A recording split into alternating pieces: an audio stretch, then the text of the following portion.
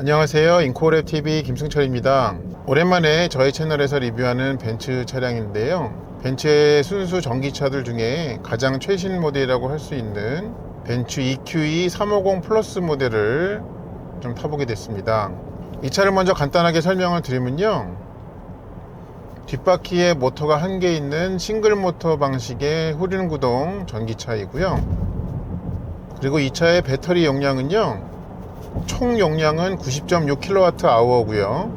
그리고 실제 사용되는 용량은 88.8kWh로 되어 있습니다.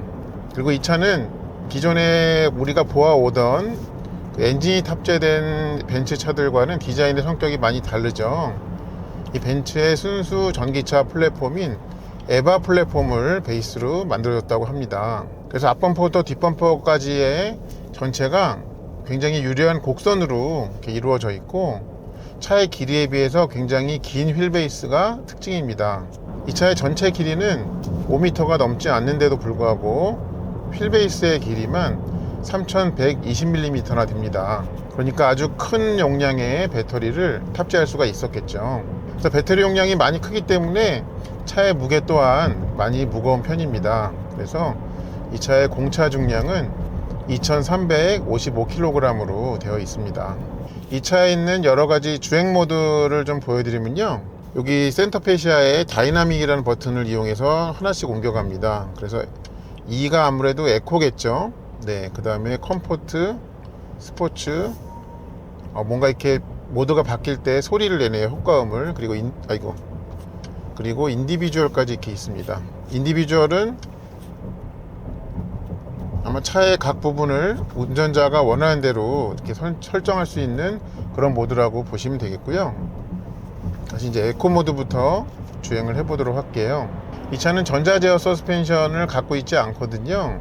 그런데도 불구하고 이렇게 항속 주행을 할 때에는 별로 노면의 상황에 개의치 않고 수평적인 그런 주행감을 만들어냅니다.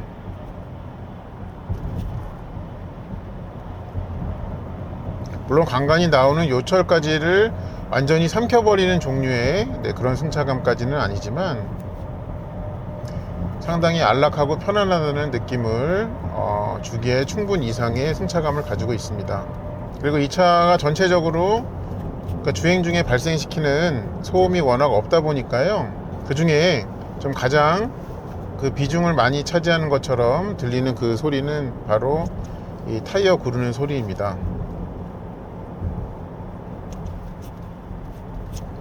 그래서 이 노면의 컨디션이 조금 전에는 콘크리트였고 그 다음에 지금은 아스팔트였는데, 그런 노면의 재질의 변화를 알 수 있는 그런 정도의 소리를 내고 있고요. 지금처럼 이렇게 완만한 코너를 갈 때에는요, 무게중심이 저 아래에 깔려 있는 채로 이렇게 수평 이동을 하듯이 코너를 돌아 나갈 수가 있습니다. 그리고 이 스티어링이 굉장히 묵직한데요, 이 돌릴 때의 무게뿐만 아니라 딱 가운데에서 똑바로 제 위치를 유지하려고 하는 그 특성까지도 굉장히 좀 좋게 느껴지는 부분이 있습니다. 그리고 이 차의 회생제동을 보면은 요 뒤에 이제 양쪽에 플러스 마이너스 패들이 있는데요, 총 3단계로 있더라고요. 그래서 이 오른쪽 플러스 쪽을 당길 때마다 회생제동의 감도가 약해지고, 제일 약한 단계는 회생제동 안함이라고 써 있습니다. 이렇게 브레이크를 밟을 때에만 회생제동을 일으키는 이 글라이딩 모드 위주의 회생제동 특성이라고 보시면 되겠고요. 그 꺼놓은 상태를 이 차는 D에 플러스라고 표시를 하고 있습니다. 그리고 이제 중간 단계가 일반 회생제동이라고 해서 이 D의 오른편에 아무 표시가 없는 거고요. 그리고 가장 강력한 회생제동이 있습니다. D에 마이너스라고 그렇게 되어 있습니다. 그래서 이제 플러스나 마이너스냐의 표시로 회생제동의 이제 감도를 나타내는데요. 그러니까 플러스라고 해놓은 것은 차가 좀 더 뻗어나간다 라는 개념으로 생각하시면 될 것 같습니다. 지금처럼 이렇게 서 있다가 쭉 출발해 나갈 때요, 그야말로 미끄러져 갑니다. 그러니까 출력이 넉넉한 그런 전기차들의 어떤 공통점이라고 할 수 있죠. 강력하지만은 그 와중에도 부드러움이 있는 거. 이 차도 아주 수준급으로 그렇게 느껴집니다. 그리고 지금 주행하는 것처럼 회생제동을 제일 높여놓은 상태로 가다가 엑셀에서 발을 띄면요, 한 1, 2초 가량은 확 세우지 않아요. 잠깐 좀 여지를 남겨 놓고요, 그 다음부터 쑥 이렇게 차를 세워 갑니다. 그래서 운전자에게 마감의 준비를 좀 할 수 있는 그런 시간을 좀 줍니다. 다시 한번 저 앞에 신호가 멈췄으니까 엑셀 발 때 보면, 네, 처음에는 바로 이렇게 세게 세우질 않아요. 잠깐 그 부드러운 구간을 남겨놨다가 그 다음부터 쭉 세웁니다. 그리고 제가 리뷰하는 동안에 총 전비를 좀 확인하기 위해서 요 트리 컴퓨터를 리셋을 하겠습니다. 네, 리셋 후 값이 초기화가 됐습니다. 그리고 이제 이 클러스터의 디자인을 여러 가지로 바꿀 수가 있죠. 요 스티어링의 두 스포크 중에 왼쪽 여기 한 세트는 요 클러스터를 이제 조절하는 거고요, 오른쪽 한 세트는 요 이제 센터 페시아의 그 모니터를 하는 것이죠. 이렇게 하니까 지금이 클래식이고요.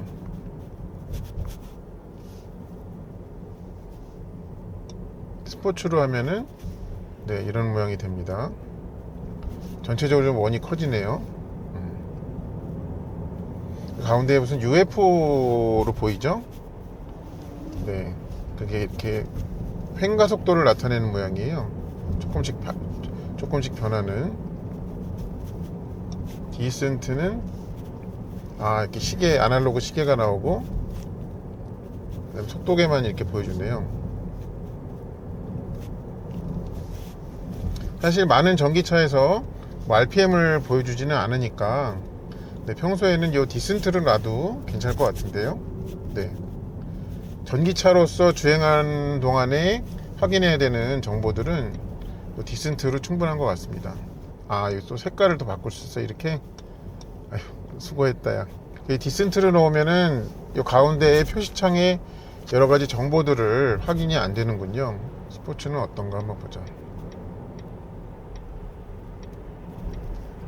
스포츠로 해놓으면, 제가 아직 익숙하지 않아서 그런가, 아까 이제 처음 제가 보기 시작한 게 클래식이었는데, 클래식은 이렇게 다양하게 이 가운데에서 보이거든요, 내가 필요로 하는 것들을. 근데 나머지 그 뭡니까, 이 스포츠나 디센트에서는 그게 좀 안 보이게 되어 있는 것 같습니다.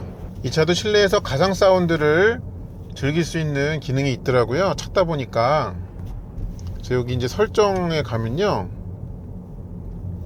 여러 항목 중에 차량에 있나? 여기 사운드 익스피리언스라고 있죠. 이게 활성화가 일단 돼 있어야 되고요. 그리고 그 오른쪽에 톱니바퀴를 누르면 이렇게 세 가지 종류가 있습니다. 실버 웨이브, 비비드 플럭스, 로어링 펄스. 한 가지씩 좀 들어볼까요? 실버 웨이브라고 되어 있는데, 누를 때마다 뭐 그 효과음이 나고요. 지금은 이제 에코 모드라서 소리가 좀 미세하게 나는 편이에요. 근데 이거를 잘 들으려면 스포츠 모드를 넣으면 좀 이 효과음이 더 음량이 커지더라고요. 네, 요렇거든요.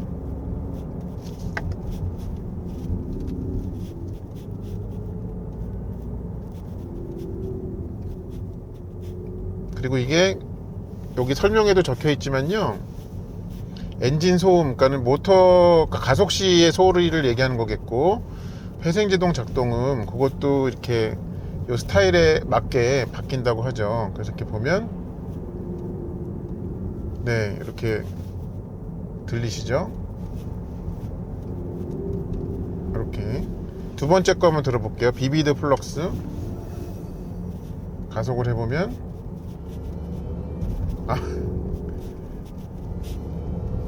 어쩜 좋아 이거. 네.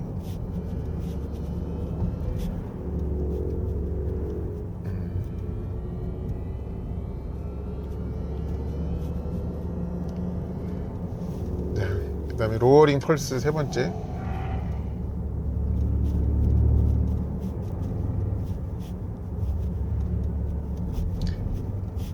요 세 가지 중에는 이 로어링 펄스가 펄스라는 이름이 붙어 있어서 그런지 좀 엔진차 시절의 그런 박동음, 그런 거를 좀 살리려고 한 것 같아요.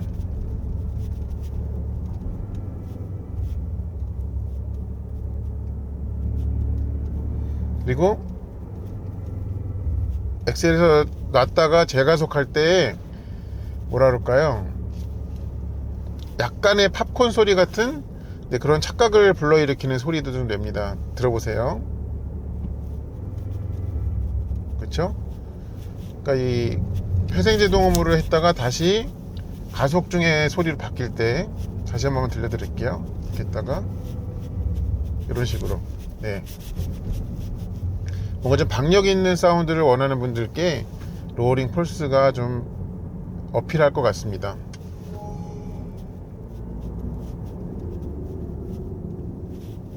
그렇죠? 이렇게 세 가지 사운드가 있다는 거 좀 여러분께 말씀드렸습니다. 제가 이 차에 대해서 아까 오해를 한 가지 했는데요. 이 회생제동을 가장 강하게 해놓고 완전히 그 정차까지 안 된다라고 아까 봤는데요. 되더라고요. 그게 보니까는 뭔가 설정을 해줘야 됐던 게 있었습니다. 그게 뭔지를 좀 말씀을 드려야 될 것 같은데요. 여기 이 설정 항목 중에 차량에서 크리핑이라는 게 있습니다. 크리핑은 이제 뭔지 아시죠? 멈춰있던 차를 브레이크에서 발을 떼면 슬금슬금 차가 앞으로 가는 거. 그러니까 그거를 온오프를 할 수가 있거든요. 근데 지금 보면은 크리핑이 활성화되어 있는 상태잖아요. 그러면은 이 완전히 그 회생제동을 가장 강하게 놓더라도 차가 완전히 멈추질 않아요. 그래서 이 크리핑을 활성화해 놓으시면은 이 원페달 드라이빙이 안 되더라고요. 회생제동을 가장 강하게 해 놓더라도. 자, 신호가 바뀌었잖아요. 일부러 좀 멈춰 볼게요. 조금씩 앞으로 가죠. 네. 크리핑을 켜놔서 그렇거든요. 크리핑 설정을 바꾸려면은 이게 P에 들어가 있어야만 됩니다. P에 들어가 있으면. 그래서 크리핑을 끄잖아요. 자, 이렇게 가다가 저 앞에서 완전히 멈추는지 한번 해볼게요.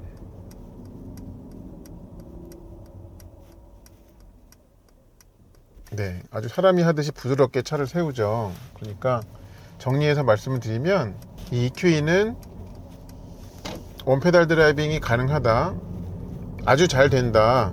근데 그거를 설정하려면은 이 크리핑을 꺼놔야 된다 하는 점이 있습니다. 네, 그거를 좀 말씀드립니다. 그리고 이제 다양한 전기차들이 나오고 있잖아요. 그런데 어떤 회사들은 주행 모드를 바꾸면 거기에 맞게 이 주행 가는 거리 표시 숫자를 좀 바꿔주는 그런 회사도 있고, 또 모드를 바꾸든 안 바꾸든 그냥 한 가지 숫자만 쭉 보여주는 그런 회사도 있는데, 자, 얘는 어떤지 한번 볼게요. 지금 2인데 540km예요. 다시 이제 C 540km, S 540km 동일하죠. 네. 그러니까 이 EQE는 아까 말씀드린 유형 중에 후자에 속합니다. 그러니까 주행 모드를 어디에 놓든 간에 이 주행 가는 거리 숫자까지를 바꾸지는 않는 거기에 속한다고 보시면 되겠고요. 혹시 그러면 공조장치를 켜고 끈 거에 대해서도 좀 바뀌는 게 있는지 한번 볼게요. 요거는 바꾸네요. 네. 아까 539, 540이었는데 524로 낮췄습니다. 이거를 다시 이제 끄면 540으로 돌아갔고요. 요거는 그렇게 이제 연동을 시켰습니다. 뭐 그렇게 하는 게 당연하겠죠. 네. 아까처럼 이제 크리핑을 오프하니까는 제자리에서 멈추는 걸 유지하는 게 가능하죠. 정차 상태의 유지가 원페달로 가능하다라는 거 지금 잠깐 확인이 됐습니다.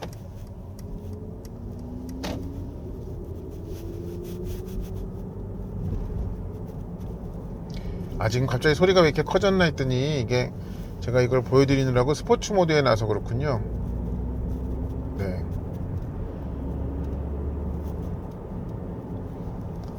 그렇게 하니까는 여기 이 공이 왔다 갔다 앞뒤로 구르네요. 이렇게 놓으면 앞으로 가고 가속하면 뒤로 가고, 그 뜻이구나. 네. 이제야 이해를 했습니다. 네.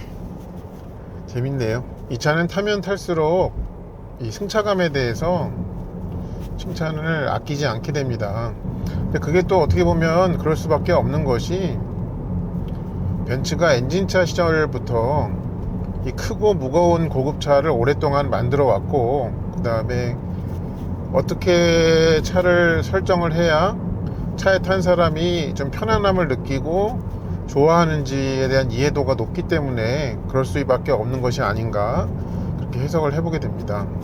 그래서 아주 무거운 높은 용량의 배터리가 들어가면서 차가 이제 구조적으로 그런 무거웠던 엔진차의 최고급 차 수준이 돼버린 지금, 그런 노하우가 이런 면에서 이 차를 좀 좋게 느껴지게 만드는 것 같습니다. 그리고 또 한 가지 이 차에서 매우 좋은 것은요, 시트입니다. 시트가 정말 좋습니다.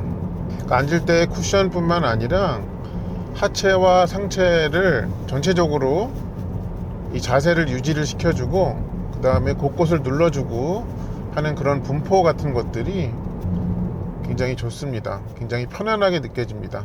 전기차를 타고 계시는 분들의 어떤 주행 패턴이나 유형이 굉장히 다양한데, 이제 직접 운전을 하시면서 근데 이제 차에서 보내는 시간이 기신 분들 있잖아요. 네, 그런 분들께는 시트가 굉장히 중요하거든요. 그런데 이 EQE의 이 앞좌석 시트는요, 뭐 비슷한 가격대 뿐만 아니라 이거보다 위급 클래스의 다른 차들과 비교를 해도 손색이 없을 정도로 그런 하이 퀄리티를 지녔습니다. 그래서 아까도 말씀드렸다시피 차에서 보내는 시간이 기신 분들은 또 시트를 중요하게 고려를 하셔야 되거든요. 그런 분들께 이 차의 시트는 합격점을 훨씬 뛰어넘는 그런 거뜬함을 가졌다 하는 점도 말씀을 드립니다. 막간을 이용해서 전비 중간 체크 한번 해볼까요? 자, 이렇게 넘기다 보면 6.9라고 나오는데, 그것도 중요하지만 제가 출발해 가지고 97km의 거리를 탔고 아직 주행 가능한 거리가 512km라고 나오거든요. 그러니까 600km는 넘는 거죠. 일단 사실 지금 외기 온도 조건이 전기차가 좋은 거리를 뽑기에 아주 좋은 조건입니다. 15도니까요. 공조장치도 안 켜고. 네, 근데 어쨌든 이 차가 발표된 거는 국내 인증 기준으로 이제 471km가 나오는데, 그거는 보통 테스트된 수치보다 30%를 덜어낸 거라고 하죠. 그래서 매우 보수적인 숫자인데, 이거를 보면 그것이 확인이 됩니다. 그리고 이 차에는 그 회생제동에 고정된 3단계 외에 또 하나가 있더라고요. 요 왼쪽 패드를 길게 당기면 인텔리전트 회생제동이라는 게 나와서요, 요거를 한번 좀 써보겠습니다. 지금 앞에 차가 없으니까 그냥 쭉 엑셀을 놔도요, 타력 주행을 합니다. 지금 일부러 차가 있는 쪽으로 좀 차선을 옮겼습니다. 현재까지는 그냥 타력 주행 상태를 유지하고 있습니다. 회생제동을 안 걸고요. 좀 더 앞차에 가까이 가볼게요. 가까워지니까 회생제동 단계를 슬슬 높여가네요. 그리고 앞차가 더 속도가 주니까 얘도 더 그 회생제동 단계를 높여갑니다.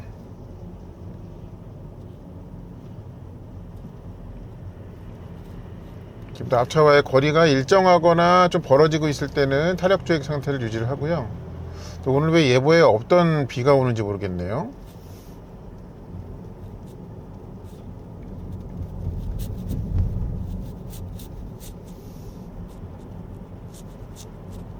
지금 앞차와의 차간 거리는 좁아지지 않았는데요, 이게 내리막이어서 그런지 또 이거를 더 거는 것 같습니다. 회생제동을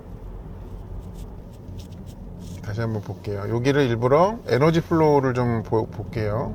얘가 실제로 동작하고 있는 게 뭔지.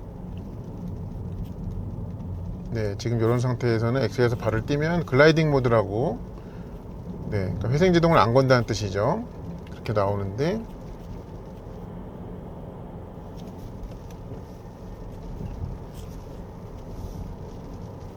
자, 이렇게 내리막이 시작되니까 에너지 회생이 들어가요. 얘가 약하게 회생을 시작을 하지만 또 앞차와의 차간 거리가 좁혀지니까 회생제동을 더 좀 세게 합니다. 이 계기판의 그 충전 쪽에 표시의 변화를 알 수 있죠. 네, 세련되게 작동을 잘 하네요.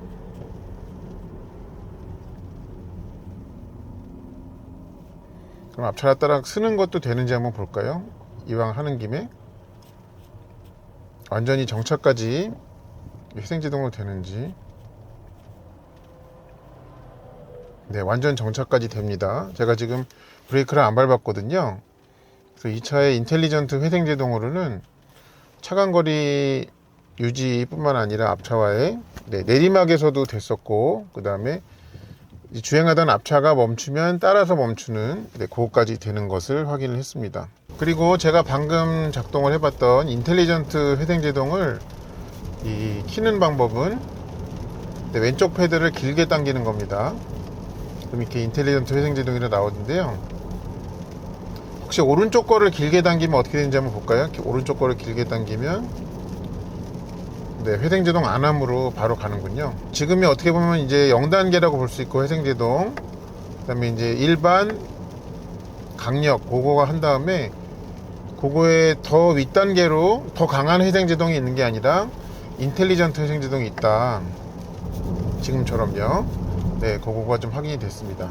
그러니까 많은 전기차들이 주행하다가 왼쪽 패드를 길게 당기고 있으면 그걸로 좀 감속 효과를 더 세게 하잖아요. 얘도 그게 되는지 한번 볼까요? 이 인텔리전트 회생제동 상태에서 길게 당겨 보겠습니다. 얘는 지금 제가 왼쪽을 길게 당기고 있는데 되지 않습니다. 그리고 이제 예를 들어서 지금 보면은 인텔리전트 회생제동 단계에서 짧게 왼쪽 거를 한번 더 눌러 보겠습니다. 그럼 일반 회생제동으로 가네요. 자, 그러면은 인텔리전트 회생제동에서 오른쪽 거를 짧게 눌러 보겠습니다. 회생제동 안함으로 가는군요. 근데 인텔리전트 회생제동에서 왼쪽이나 오른쪽을 당기면 이제 고정된 회생제동으로 가긴 가는데, 그러니까 이 강력 회생제동으로 돌아가지는 않는군요. 그런 것도 좀 확인이 됩니다. 그러니까 인텔리전트를 쓰다가 어딘가 고정된 대로 되돌아가고 싶으면 왼쪽이나 오른쪽 패드를 짧게 당기면 되더라 하는 것도 말씀을 드립니다.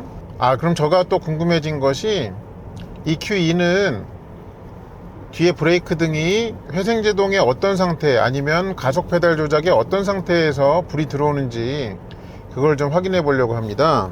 그래서 지금 제일 먼저 해보려고 하는 거는 이 강력 회생제동, 그러니까 3단계에다 놓고 엑셀에서 발을 떼봤어요 지금. 근데 보면요,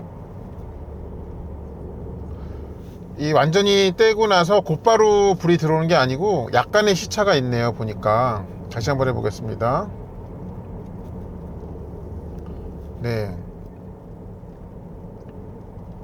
그런데 완전히 떼진 않고, 그러면은 깊게 밟다가 밟은 양만 좀 들어봤을 때 그때도 불이 들어오는지 한번 볼게요. 그때도 불 들어오네요. 지금 보니까 완전히 떼지 않더라도 이 밟은 깊이만 조금 들었을 때 그때도 불이 들어옵니다. 다시 한번 해볼게요.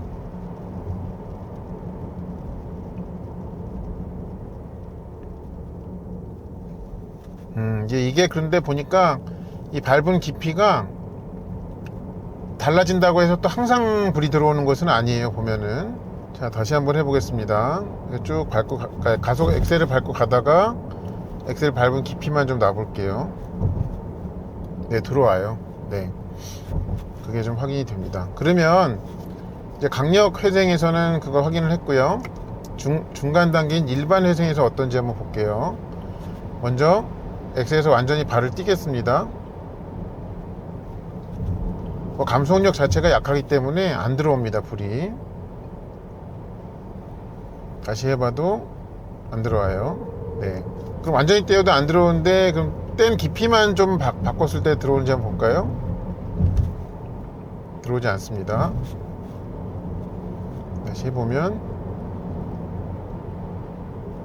들어오지 않아요. 그러면 뭐 회생제동 안 할 때는 당연히 안 들어오겠고요.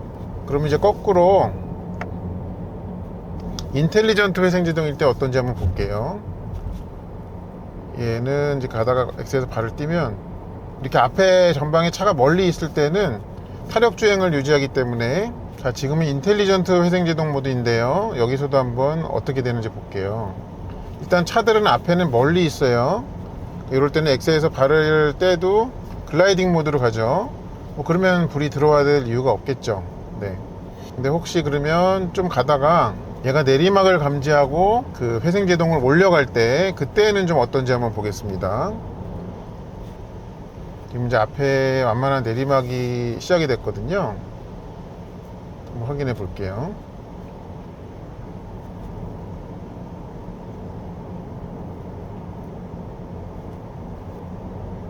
또 글라이딩 모드이기 때문에 안 들어오고요. 지금 또 완만한 내리막이기 때문에 더더욱 안 들어오는 것 같습니다. 아까는 좀 경사가 심한 편인 그런 내리막에서 회생제동을 올려가는 거를 확인을 했는데요.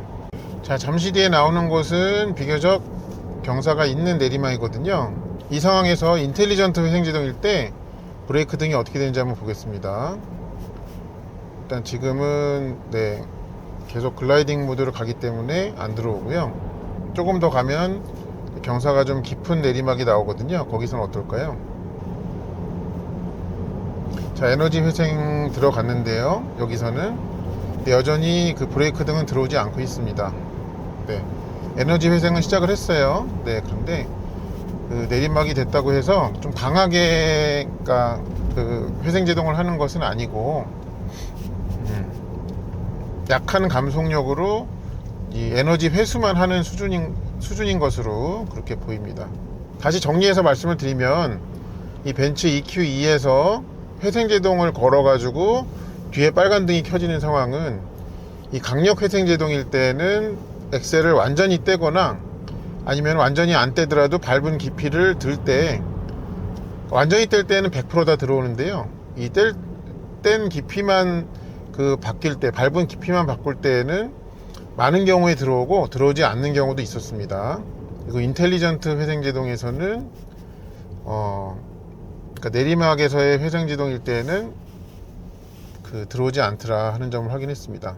그러면 그것도 한번 봐야겠네요. 인텔리전트 회생제동으로 가는데 좀 앞차와의 차간거리가 좁혀질 때, 그때 얘가 스스로 회생제동을 걸 때는 뒤에 빨간불을 켜는지 안 켜는지 그걸 한번 봐야겠네요. 일부러 한번 앞차에 붙여 볼게요. 그러면 저기네요. 앞차랑 가까워지니까 이 불이 켜지네요. 확인했습니다. 자, 다시 한 번만 해볼게요. 앞차랑 거리가 좁혀지니까 그때는 감속력을 높여가면서 뒤에 빨간불을 켜지네요. 다시 한 번만 해볼게요.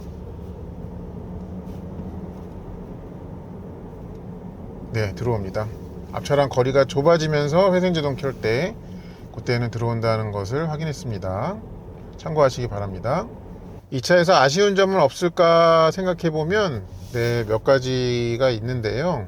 일단 이 인터페이스가 제가 안 익숙해서 그런 탓이 크겠지만 매우 어렵습니다.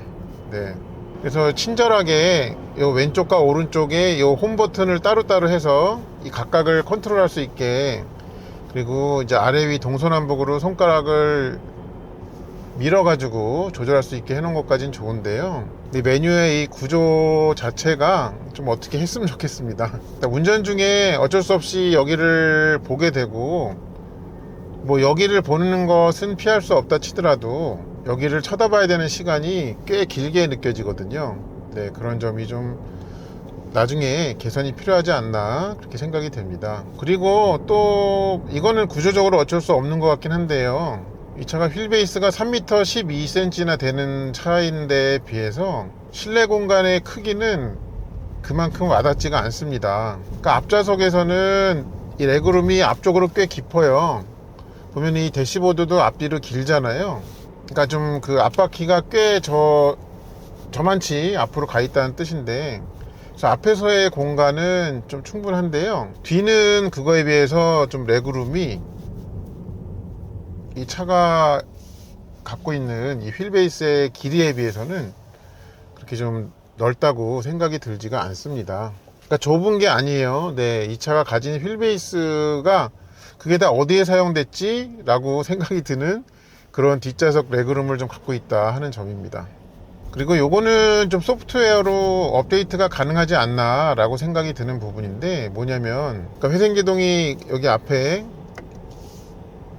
안 하는 거, 그 다음에 일반, 강력 이렇게 세 가지가 있잖아요. 저는 이제 제 차도 이제 3단계 제일 높은 단계에다 놓고 타는 편인데, 얘가 이제 시동을 껐다가 켜고 나면요, 이 회생제동이 항상 중간 단계인 일반에가 있어요. 그래서 매번 이 왼쪽 패드를 당겨 가지고 제가 선호하는 그 강력 회생제동 단계로 넘어가 줘야 되는 게 항상 그래요. 네.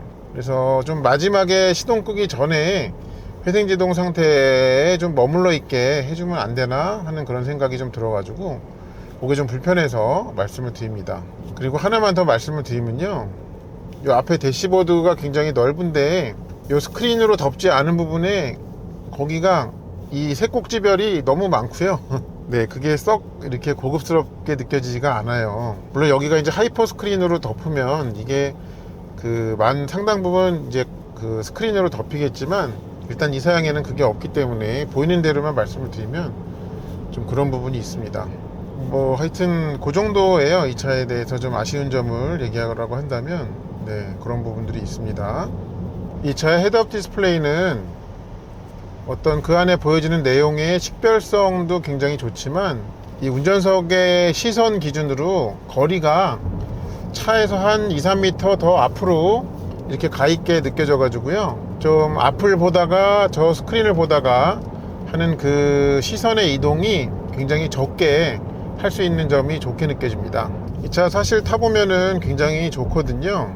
그런데 도로에서 보기가 쉽지 않아요. 물론 이 차가 국내에 출시된 지가 기간이 길지는 않습니다만, 그렇다 하더라도 신모델이면은 출시 직후에 좀 길에서 심심치 않게 보이고 하는 부분이 있어야 되는데, 또한 이 차는 가격이 1억이 넘기 때문에 이 보조금 제도와 아무런 상관이 없죠. 그렇다면은 현재까지의 결과로 보면 이 차가 좀 이렇게 성공했다고 보기는 힘든데요, 해외 시장은 좀 논외로 하고 국내 시장에서 이 차가 그렇게 좀 성공적이지 못했던 이유는 무엇이 있을까요?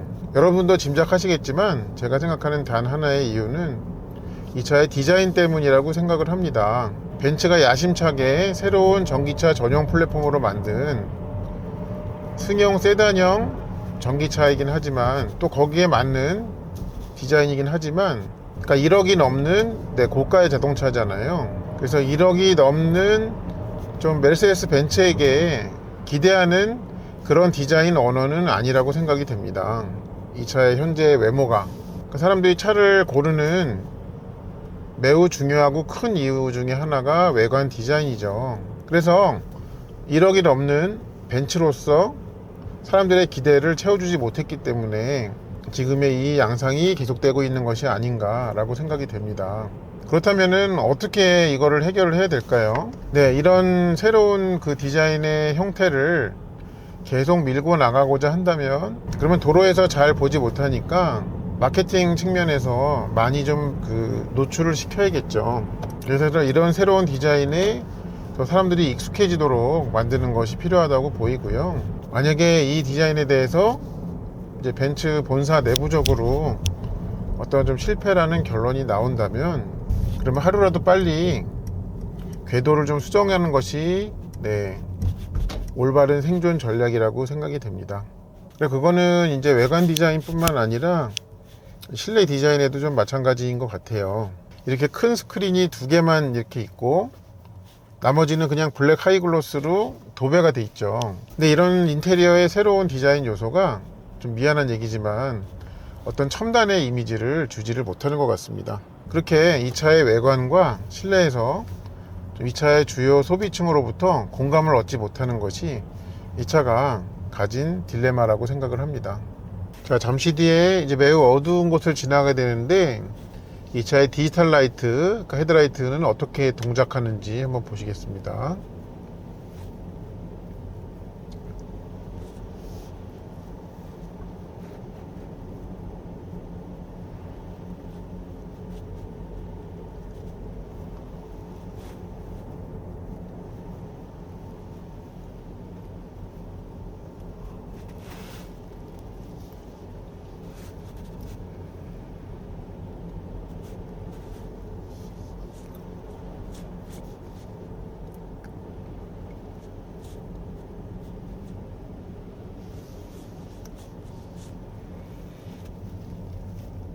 아직까지는 계속 가로등이 뜨문뜨문 나와가지고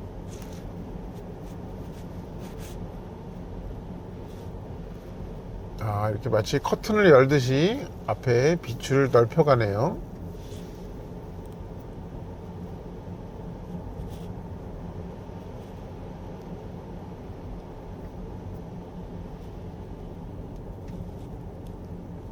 그러니까 하나 확인이 된 것은 빛이 가운데부터 좌우로 이렇게 펼쳐진다라는 것을 확인할 수가 있었습니다. 이 내비게이션에 증강현실 기능이 추가되어 있죠. 그래서 얘는 좀 그걸 어떻게 표현하는지 한번 보려고요. 그러면 이제 잠시 뒤에 분기점이 나오게 되거든요. 거기에서는 그 뭔가 표시가 나올 것이 확실시되기 때문에 카메라를 좀 켜봅니다. 근데 이 지도의 이 선명도가 굉장히 좋네요. 그 와중에 과연 어떻게 보여줄까?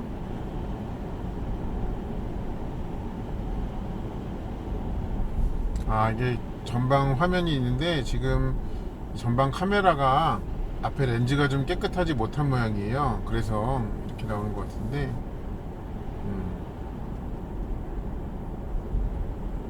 일단 그 차선들 중에 어느 걸 타야 되는지를 보여주고 있고요. 이런 식으로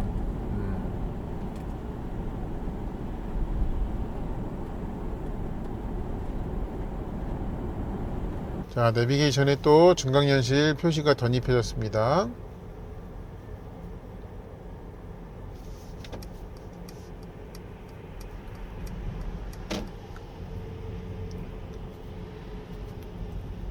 네, 이렇게 보이는 겁니다. 여기 이제 계기판의 기능을 다양하게 메뉴를 바꿀 수가 있는데 이 홈 버튼을 누르면 뭐 디자인도 바꿀 수 있고 디센트 아니면 뭐 스포츠, 그거 말고요 내비게이션이 나오게 할 수도 있고요, 이제 보조장치도 나오게 할 수가 있어요. 아이고 제가 조작을 잘못했군요. 보조장치, 이렇게 보조장치로 하면은 굉장히 고선명도로 내가 주행하는 도로의 상황을 이제 보여주는데, 이제 옆에 차가 지나가면은 그 차도 애니메이션으로 이제 보여줘요. 근데 여기서 이제 흥미로운 거는요 뭐냐면, 우리가 그 엑셀에서 발을 놓으면 뒤에 브레이크 등이 들어오는지 궁금하잖아요. 제가 이거 따로 영상으로 찍어 놨잖아요. 그런데 이렇게 육안으로 보지 않고 여기서도 바로 확인이 가능해요. 엑셀 이렇게 띄워보면요 지금 이렇게 불이 안 들어오죠. 그러니까 그거는 왜 그러냐면 회생제동이 단계가 중간 일반 단계까지일 때는 들어오지가 않고 왼쪽을 한번 더 당겨서 강력으로 하잖아요, 회생제동을. 그러면 한번 보여드릴게요. 이렇게 빨갛게 들어오죠. 심지어 보조 브레이크 등까지 빨갛게 들어오는 것을 재현을 해놨습니다. 그런 점이 재밌습니다. 벤츠 EQ의 리뷰를 마치면서 이 차에 대한 총정리를 좀 해야 될 것 같아요.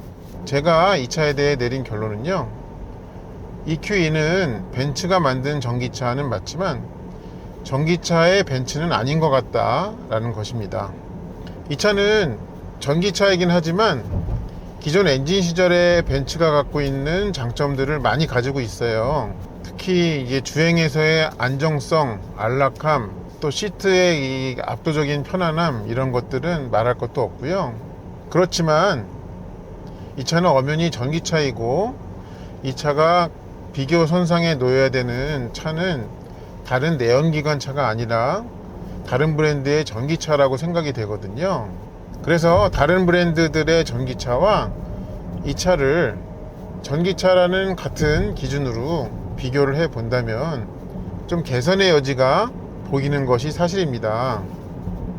그거는 크게 두 가지 있는데요, 그런 두 가지 때문에 이 차는 전기차의 벤츠는 아니라고 말씀드리는 것입니다. 그 두 가지 중에 첫 번째는 뭐냐면요, 충전 속도입니다. 이 차는 시스템이 이제 400V 시스템을 사용을 하고 있죠. 그러다 보니까 급속 충전에 연결을 하더라도요 충전 속도가 좀 느린 편입니다. 그런데다가 이 차는 배터리 용량은 또 매우 크죠. 그러다 보니까 어쩌다가 급속 충전소에서 이 차를 연결을 해 보면요, 그 배터리의 퍼센트가 올라가는 게 다소 느리다고 느껴집니다. 사실 충전 속도가 느린 것은 많은 전기차 오너님들이 하고 계시는 집밥이나 회사밥으로 전기차를 운용하고 계시는 분들께는 크게 와닿지 않게 됩니다. 일상 상황에서는 그렇습니다. 그런데 어쩌다 한 번씩 장거리를 가게 되잖아요. 근데 이 차처럼 뭐 배터리 용량이 아주 크다 그러면은 출발 전에 100% 완충으로 출발을 하면 사실 목적지까지 우리나라 남한 안에서는 어디든 한 번에 갈 수가 있죠. 그래서 미리 장거리 갈 거를 예상하고서 사전에 100% 충전을 채워놓고 이동하시는 경우가 많이 있지만, 예상치 못했던 상황으로 미처 배터리가 많이 충전도 안 됐는데 이 장거리를 떠나기는 해야 되는 그런 상황도 발생을 하잖아요. 그러면 어쩔 수 없이 가는 여정 중간에 공용 급속 충전소를 이용을 해야 합니다. 그래서 그렇게 가끔씩 발생하는 돌발 상황에서 충전 속도가 느린 것은 좀 답답함과 불편함을 주는 것이 사실입니다. 좀 충전 속도가 느린 것이 좀 이 차한테 아쉽게 느껴지는 부분이 있고요. 그리고 전기차로서 또 한 가지가 아쉽게 느껴지는 부분은 어떤 게 있냐면요, 이 전기 모터의 가속과 감속의 제어가 좀 섬세하지 못하게 느껴집니다. 가속 중일 때를 먼저 말씀드리면요, 전기차는 전기 모터의 특성상 출발 직후에 바로 최대 토크가 나오기 때문에 이 시원시원한 초월 가속력을 느낄 수 있죠. 근데 거기서 엑셀을 조금 더 오랫동안 깊게 밟고 있으면요, 금방 그 출력의 한계가 좀 느껴지게 마련인데요, 이 차의 전기 모터는요, 그 출력의 한계가 느껴지는 시점이 더 짧은 것 같아요. 더 빠른 것 같아요. 네. 그래서 가속 중일 때에는 이 차의 이 최고 출력이 좀 더 넓은 밴드의 RPM에서 나올 수 있게 해줄 수 있으면 더 좋겠다라는 생각이 듭니다. 그리고 또 한 가지는 이제 감속시, 특히 회생제동시 좀 그거를 말씀을 드리겠는데요. 일단 끈 거를 제외하고 선택할 수 있는 게, 그러니까 고정식으로 된 그런 회생제동은 두 가지가 있죠. 근데 그 두 가지 단계 사이에 격차가 매우 커 가지고요, 이런 일이 발생을 합니다. 뭐냐면, 회생제동을 이 차에서 제일 높은, 그러니까 2단계에다가 올려놓고 차를 이렇게 이 막히는 곳이나 아니면은 뭐 어느 주행 조건이든 간에 주행을 해보면요, 이 가속은 좀 이렇게 스무스하게 됐다가 감속은 좀 이렇게 훅 앞으로 되고, 그러니까 사람의 상체가 앞으로 확 숙여지고, 그래서 그런 가속과 감속을 나는 비슷한 빠르기로 밟았다가 놨다를 하지만 그게 좀 섬세하게 조절하기가 쉽지 않은, 네, 그런 측면이, 그런 특성이 있더라고요. 그래서 어떤 회생제동을 설정하는 데 있어서 조금 더 그 단계를 나누어 놓거나 아니면은 이 모터의 제어 로직을 조금 더 이 섬세하게 해주면 좋겠다라는 생각이 듭니다. 그렇게 하는 것이 벤츠라는 이름이 붙은 전기차에 더욱더 걸맞다라는 그런 생각이 듭니다. 이 차량의 국내 가격은 1억을 살짝 넘죠. 그래서 아직까지는 그 1억 이상의 어떤 승용 세단형 전기차는 선택할 수 있는 게 많지가 않잖아요. 그래서 이제 그 안에서는 경쟁이 아직까지는 치열하지는 않아 보입니다.